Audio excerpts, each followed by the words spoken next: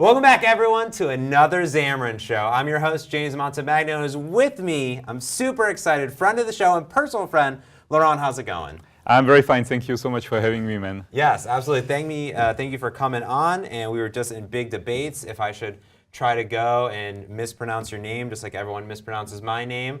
And then you told me you had a whole blog post on how to properly pronounce your name. Which I did that a few years ago, yeah. Which I should do because I'm James Gaetano Montemagno, which is super long and crazy.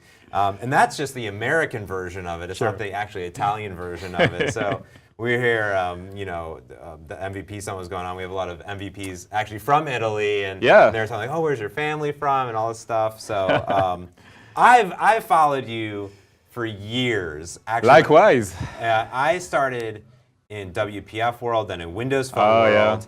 I found your Twitter. I was following you. I remember the first time we ever tweeted back and forth, and we met years ago in person. I think in Build.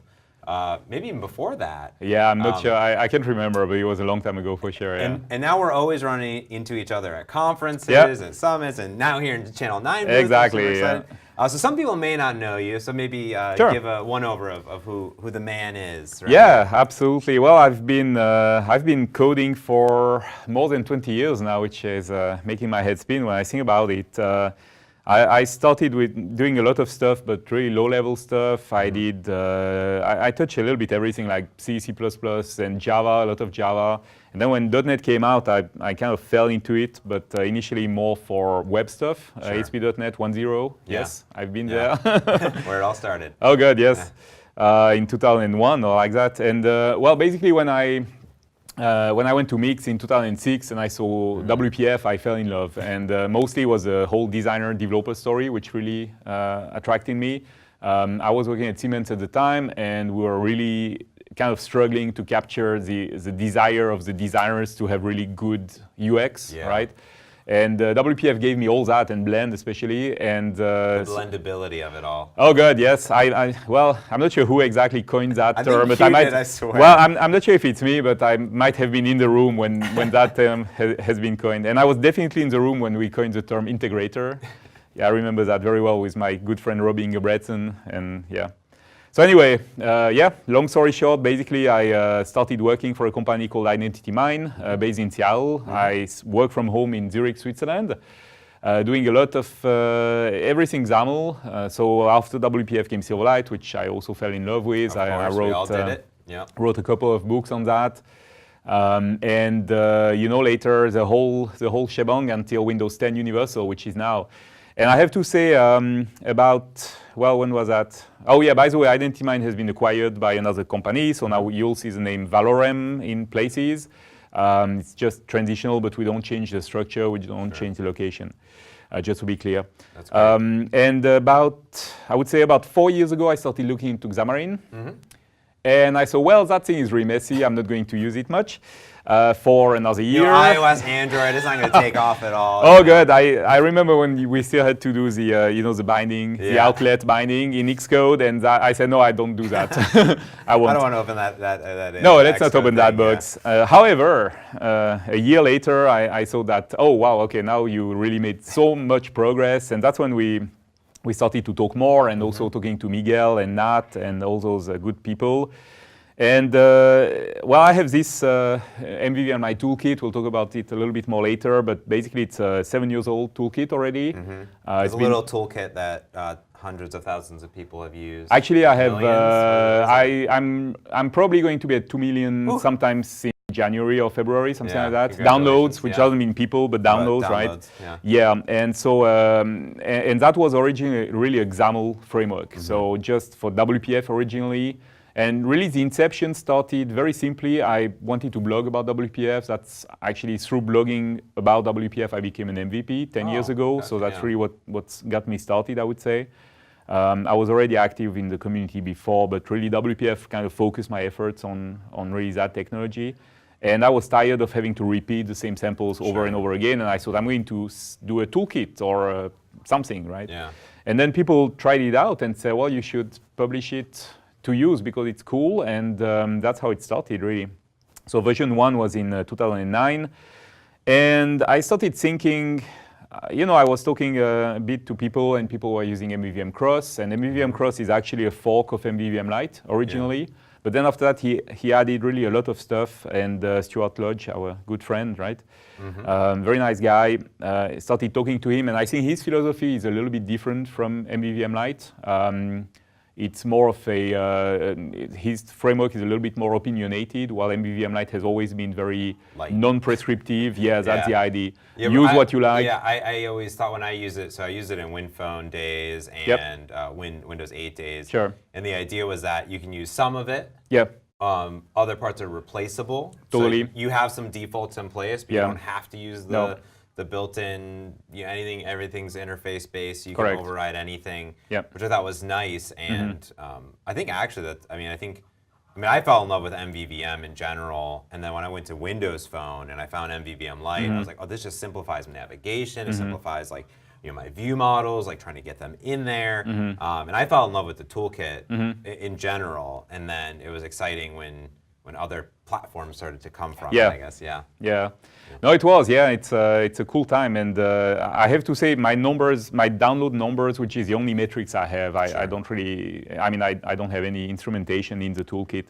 But basically, the numbers started taking off really when I went to, first of all, to Windows Phone, and I think it's a good indication that this toolkit is light. It's good for applications which are nimble and maybe, we use it on large WPF applications as well, but some applications back then they were using Prism because it was big and there, right? Yeah.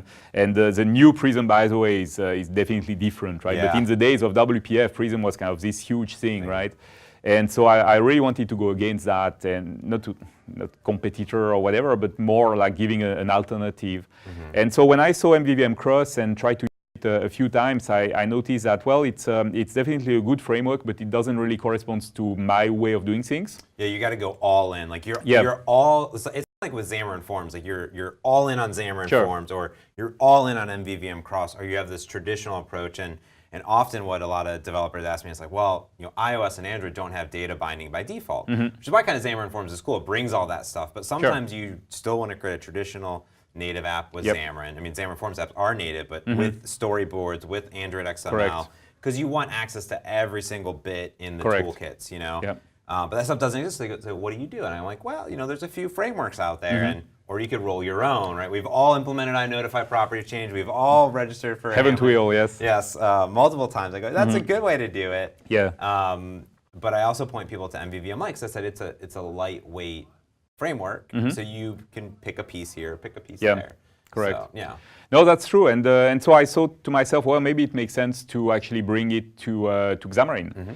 And initially, my very first question is, does MVVM even make sense on Xamarin at all? Sure. And of course, as a kind of newbie to that, I started asking myself, because both Android and iOS are very heavily MVC, right? Yes, model view controller based, kind of very webby, ASP.NET-y, if you will, in a way. I guess so. Yeah, I guess so. And very event based, which is already great, because like in iOS, for example, you don't really have events, you have to override, etc. But at least you guys brought, event-based application model, I would say.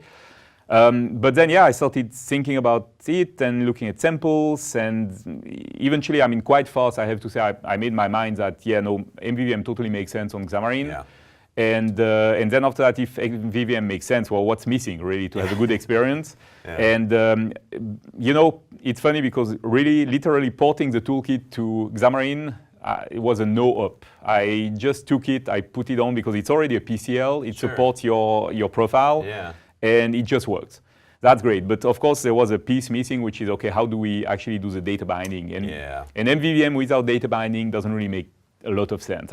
You can do it by hand, but it's a lot of work, and who likes work? Yeah, right? Exactly. Want to simplify and be more productive. You can. It's nice that we kind of abstract the UI from our business logic. And even if out of the box I don't do anything, then it's just I'm going to go ahead and abstract it so it's testable. Correct. It was my idea of testability of it. So you want to show off some MVVM Light stuff? Like, oh, sure, we can show something. Yeah. So I'll just show an application first, and then we'll show the code a little bit. Sure. And so this application is like my, I would say probably my most complete sample. It shows a little bit of everything, and it is available on a number of platforms. In fact, this is the one, and yes, I didn't take my Mac, like we talked before. And so basically, this thing is available on Android, iOS, UWP, so Universal Windows, Windows Phone Silverlight, and WPF. And so that gives a good idea, and especially for people who comes from Windows, it gives a good point of entry because you know how we do binding in UWP, and then you can compare. So that's a good sample. It's on GitHub. Especially if you're an existing Windows developer who've maybe already been using MVVM lighters. Like, I understand these concepts. How do I now do it in iOS and Android? And like, this is a nice little. Absolutely.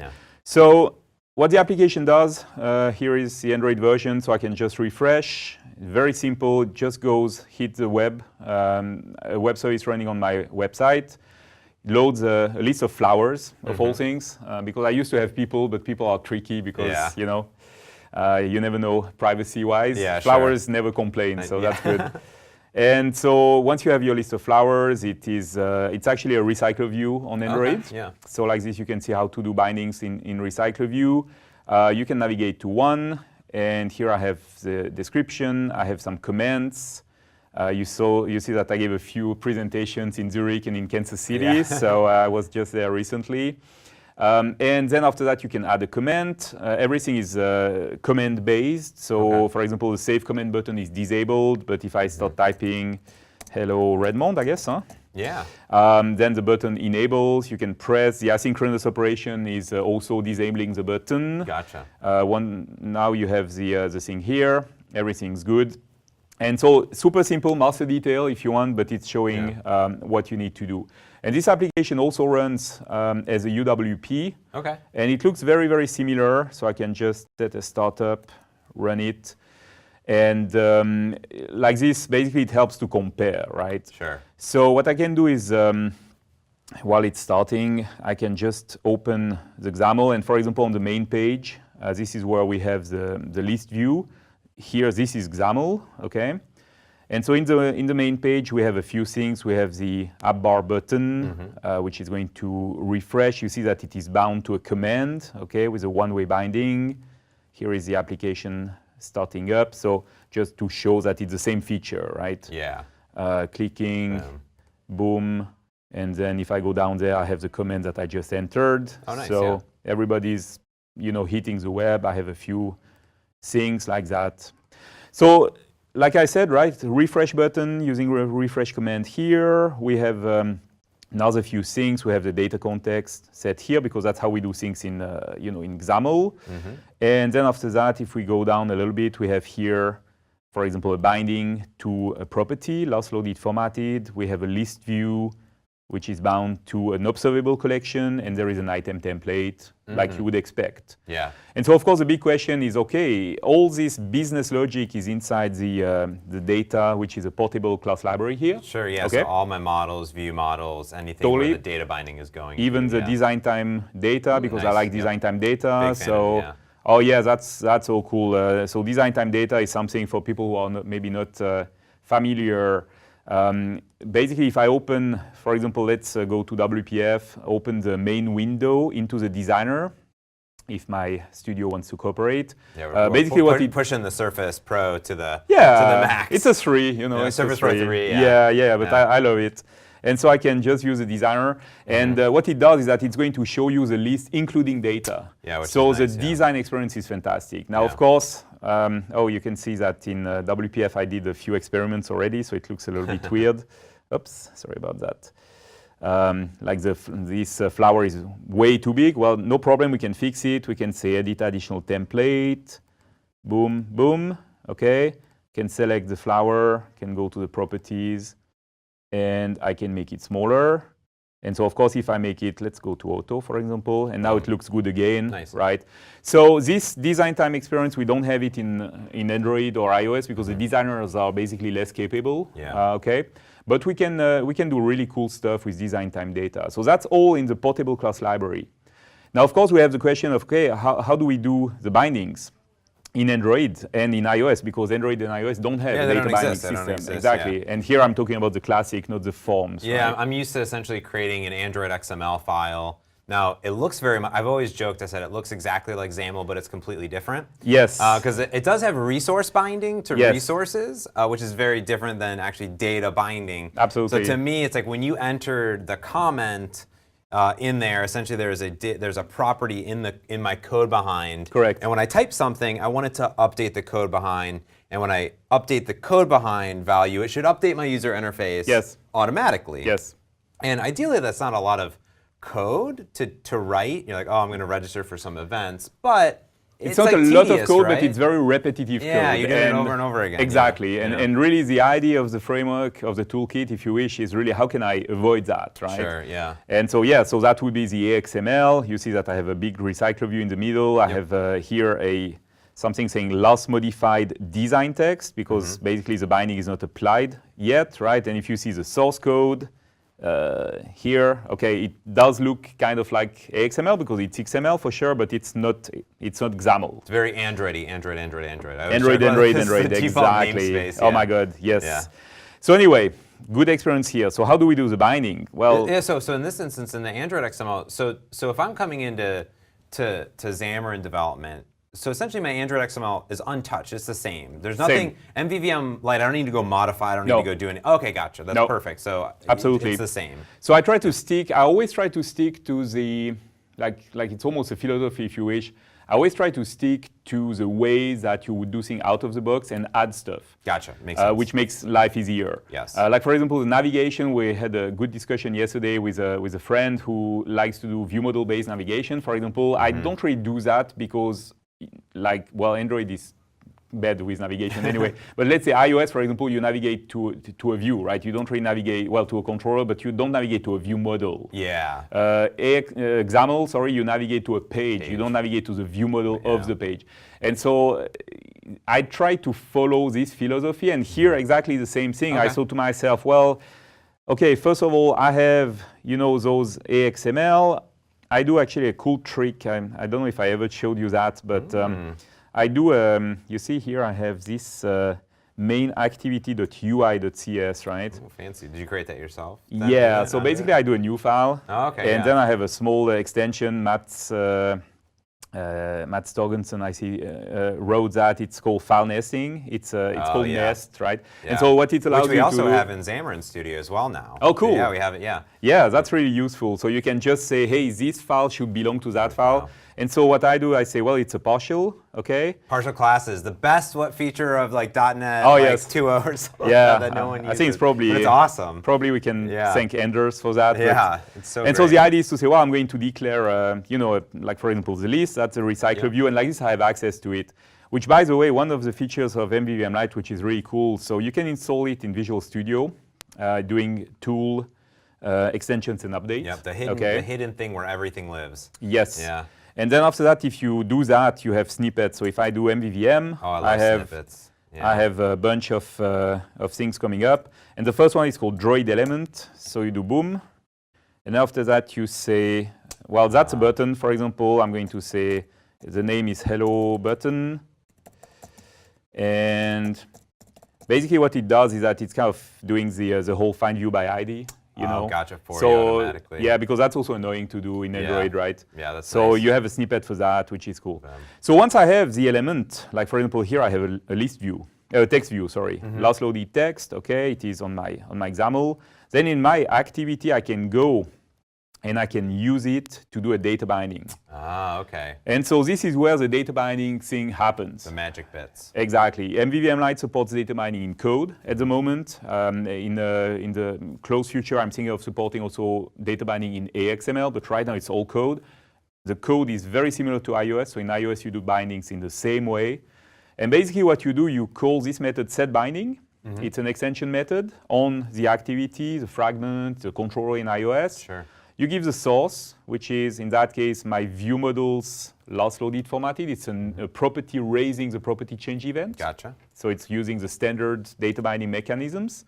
And then you give the target, and the target in that case is this text view that we just saw, .text property. Text property. Now the cool thing is that that can be totally nested.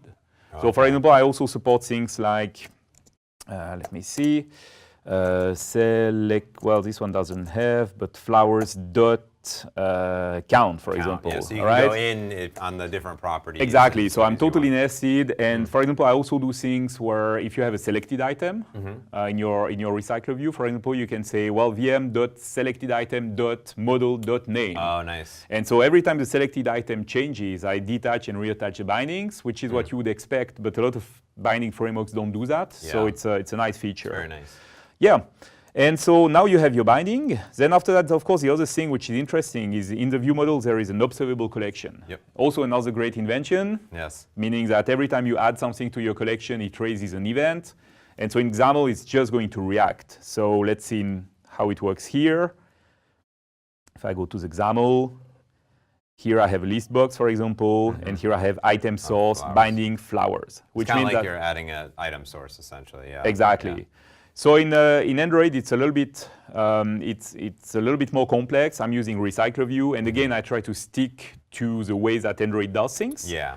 So Recycler View needs an adapter. Yep. Now adapters are also very boring to write. I think we see a pattern here. Yeah. I don't like boring stuff. Yeah. Yeah. So I wrote what I call an observable recycler adapter. Okay, gotcha. Yeah. Yep. Which you can get by using this extension method, getRecyclerAdapter, which can be used on any iList. Oh, so if it's a simple iList, it's not going to react to events because there is no event. Yeah. If it's an observable collection, it does react to events. Gotcha. Okay.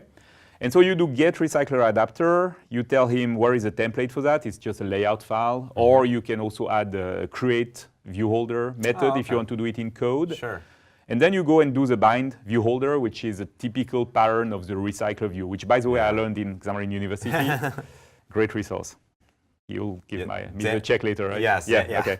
XAMU is great. Yeah. Yeah, XAMU is great. You learn all these little tips because even a lot of people might come in, they're like, oh, I'm going to use a list view. Yeah. But then you realize that really, even if you just use the default recycler view out of the box, it actually wraps like recycler, like list view, and it just optimizes all these patterns for you of the view holder approach. Yeah. So you're not creating cells over and over and over again. It's really nice. Yeah. That is correct, exactly. And so once you do that, you set your layout manager as you would in, you set the adapter. It's a standard adapter, except that it's observable, and so it's going to react. And what you just need to do is do the bind view holder. Again, typical pattern in, and so I'm using a view holder, but in fact I implemented a caching view holder, which is a little bit more friendly because you can do find cached view by ID. So you don't need to cache it yourself. The thing takes care. Super nice. Exactly. And then after that you assign. And at this level, I could also write data bindings. Okay. And so the caching view holder, I'll show a code sample in a second, but basically the caching view holder also supports attaching and detaching data bindings. So if you had, let's say your item has an observable property that's going to update inside of the list, which is some people do, some people don't do, right? So if you have a list of stocks that are updating in real time, for instance, you could do that. Exactly. Yeah. You want to probably take it a little bit easy because bindings are a little bit heavy on the performance, so those are pretty optimized. And the good thing with data binding is that it is a loose connection. And so if at some point I want to recycle, garbage collect my my view model, nothing is going to oppose that because everything is weak referenced. Everything is clean, so it's going to self-destruct and everybody's happy. Lovely. Cool, so that's pretty much the code. And if I go super quickly in iOS, and you got all that by installing a NuGet, I assume, right? MVVM. Yeah, that is correct. So when you do the file new project experience, you have different ways to do things. Okay. First of all, let me just jump into the main view controller in iOS because I just want to show that the syntax is super. It's very similar. This is a binding, exactly the same syntax. Okay. Except that this last loaded text is basically a UI label. Yep. You can set a command, like refreshing the button. Command is going to take care also of disabling the button during the asynchronous operation, etc. Yep. And then after that, since I'm using a table view source, I have an observable table view source instead of the observable recycler that we saw before. And you do the same thing. You bind, you have the reuse ID if you want, and you're pretty much set to go, right? Yeah, very minimal code, right? But instead of So now, whenever I click the button, I don't have to register and Correct. say, oh, actually call this command and Correct. create bloat inside my application. Yeah. And so the bindings work also two-way. So you can do two-way. You can do a lot of really cool stuff on bindings. Like, for example, if I want to, I can do dot and then convert. Oh, I'm at the wrong location. So this dot set command is essentially going to set binding is going to return a binding. It's written a binding, exactly. So here I can say convert source to target, for example. And so you're going to say, well, I have the value, and then I do, I don't know, like value plus hello. And so that's a converter from the source to the target. Oh, nice. Same thing exists for the target to the source. Nice. Now, of course, that example doesn't quite make sense, but if you think that you have maybe a Boolean to object, right? I also support default conversions like Boolean to string, Boolean to integer. This is all by default. Lovely. Yeah, what else can you do? So you don't even need to do those value converters, essentially. You said you have those built in then. Well, so the thing is that Xamarin doesn't really support high-value converter, right? And so you cannot really use the standard way of doing value converters like we do on Windows, for those who know that. But if you have the code, you can just use the code here. So you could call the method on the converter, for example, and then you're set to go.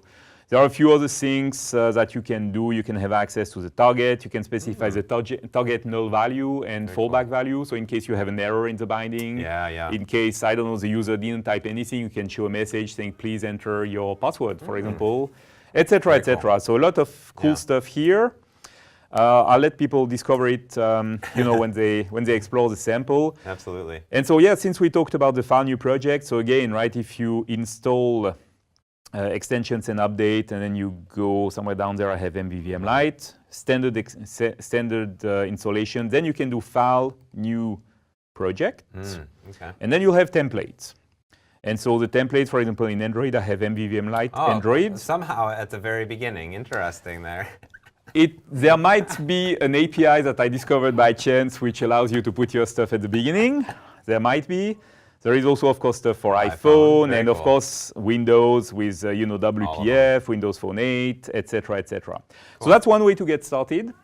Now, the other way to get started is that you just create a new MVVM Light, a new blank application, blank Android application, and then after that you go Solution Explorer, right-click, Manage NuGet Packages. Okay, gotcha. All right, and then if you go to Browse, MVVM Light, in fact, it's already installed in this sample, obviously, but this is where my MVVM Light stuff lives. There are two packages. One is called MVVM Light. The other one is called MVVM Light Libs. And by the way, this one just crashed the 500K downloads. Look at that. Anyhow, so the difference, maybe quickly to explain to people, MVVM Light's libs is really where the components are living. That's the stuff you need to do the observable recycler adapter, like I showed before, etc. If you do MVVM Light, what it's going to do is add a little bit of scaffolding around it. So there is a dependency between MVVM Light package and MVVM Light libs package. A little bit of scaffolding in addition, adding a main view model, adding a view model locator. And on certain platforms which support them, like XAML and also in others, basically I add a little bit of wiring just to get you started a little bit faster. Yes, Makes sense. Perfect. And I would recommend people, if you are a newbie with MVVM Light, I would do the file new project. So basically install the extension, file new project, take the template, you have everything you need there. If you're somebody with a little bit more experience, you create your app, then suddenly as an afterthought, you say, oh, this MVVM Light is cool, let's do, right-click, manage NuGet package, and then you're good to go. Very cool. Cool. Yeah. I want to show a few websites, if you allow me. Yeah, absolutely, because with MVVM Light, you just showed only the data binding part, but there's a lot more to it, right? Yeah, totally. Yeah, so there's a lot going on that. There is. That's the nice thing is, like, if you're like, wow, like that just blew my mind. I only want to just use that because the rest of your app would be untouched, right? That is correct. Add it in and start removing chunks of code and just replace it with those data bindings. Absolutely. Make your life easier. So basically, if you want, and of course this is a Xamarin-heavy show, right? So I showed kind of the Xamarin stuff, but of course if you go to see the data, the portable class library there, that's where you will see, I would say, the libs, right? The components of MVVM Light. And so that's what people who do already WPF, Silverlight in the days, or now Windows 10 with MVVM Light, they know those components. And those live typically in this shared code. And so if you go to ViewModel, for example, then you will see some interesting stuff. Like, for example, this is a ViewModel base. That's something from MVVM Light. We have an iNavigation service. So that's, again, something from MVVM Light. We have relay commands, which is basically something to simplify the usage of the iCommand interface, which is really a kind of a pain. What do we have? We have, this is a command. We have the design mode. Nice. Design mode is pretty cool. It's going to auto-detect if you're running in Blend. Again, in Android Android Designer, iOS Designer, it doesn't work. But what you can do is force easy in design mode to true. Run your app, and then it doesn't hit the web service. It's just going to use the design service, and then you can do whatever you want. That's nice. You know, good things to test, special cases like, hey, if I have 1 million flowers in my database, you know, is it still going to scroll up and down? Or if I have 0 flowers, maybe you want to show something, you know, like nothing found or whatever, you know. So these kind of special cases, easy to test. We have the raise property change. We have the set method, which is going to also raise the property change in an elegant manner, etc. So that's basically the basic MVVM Light stuff. People who are interested, self-promotion allowed? Yeah, absolutely. Yeah, I have a pro site course, which is interesting. And by the way, all that, if I go to mvvmlight.net, .net, here we go. That is the page where you will find all the documentation. Beautiful. There is here the page.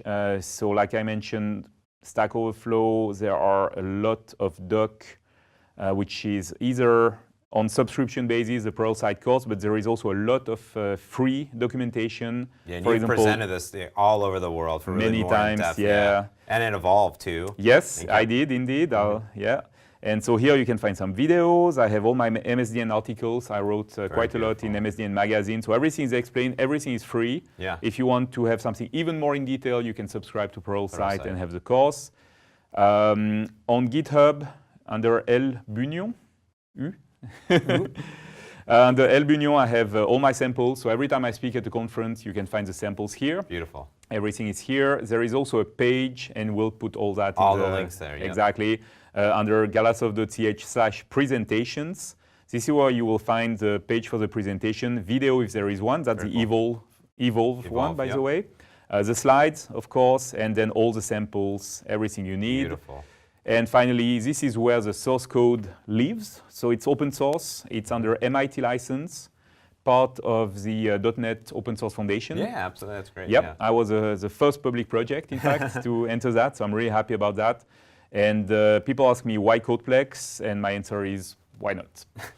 Pretty much. That's where it started, and that's where it's going to live. Well, you know, it's just that Git doesn't support Mercurial, and I don't want to go into that today, but I love Mercurial for my private project. And it's your project, right? So do what you want. Yeah. And, you know, people can easily contact me. I mean, if they don't want to go into the issue system here, don't worry about it. Send me a tweet, send me an email. Everything is public on, my email address. Everything is public there. So don't hesitate to write. Send me a repro. Please send repros if you have a bug. And maybe new features. If you find something, you know, Android's evolving, iOS is evolving. Totally. Evolve on it, work on it together. Yeah, absolutely. And if you have a GitHub repo, just send me the GitHub, and you know I can get it from there as well. No problem at all. Yeah. And now we showed a lot of the traditional Xamarin approach, which I think is really where MVVM Light shines. And I'm sure people will ask, like, does it blend? Is there a blendability mode with Xamarin.Forms at all, or would you even say that that's something that could be added or should be added? It totally can. So, in fact, if you write your PCL, or your data, you have your ViewModel, ViewModel and your model and all that.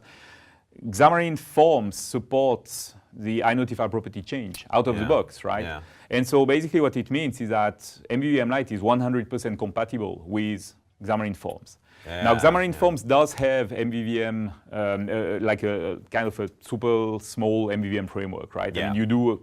We have commanding, there's data binding, there's. It follows the MVVM principles. Absolutely. And so people ask me sometimes, well, should I use rather the Xamarin.Forms built-in stuff, or should I use MVVM Light? And my answer is always the same. If you already know MVVM Light, it's kind of an easy decision. You don't want to learn something new, and it's going to work exactly in the same manner. So you do your binding in XAML, you bind to the last loaded property. You have your command, you bind to the command, same thing.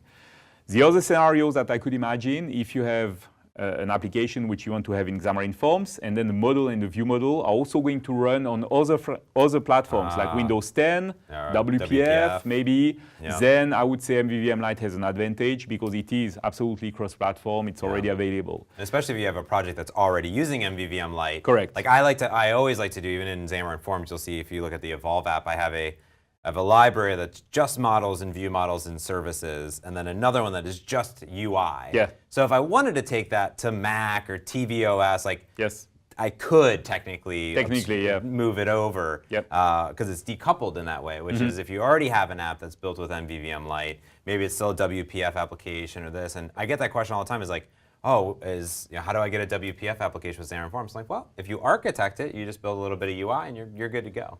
That's correct, And so those are really the two scenarios, right? If you have used MVVM Light already, you like it, go for it. If you want to cross-port your application to other platforms, go for it. I have, in fact, the Flower sample that I showed. I have also an implementation, same GitHub, implementation here with Xamarin.Forms. It works exactly in the same manner. Compare and contrast. Super simple. I didn't use the latest stuff that you added because basically the focus here is not on the UI stuff. It's more on really how do you do the bindings, etc. But basically you see the application works exactly in the same manner. And in fact, if I go down here, you can see that it also has the command that we just entered. Very cool. And so exactly the same feature available for Xamarin.Forms as well. Awesome. This has been great. I love it because this is always changing, and there's a lot of new stuff that's happened even since the last time I experimented with it. Thank you so much for coming on. Absolutely. Thank you for having me. And thanks everyone for joining us. And always, I'm James Montemagno, and this has been The Xamarin Show.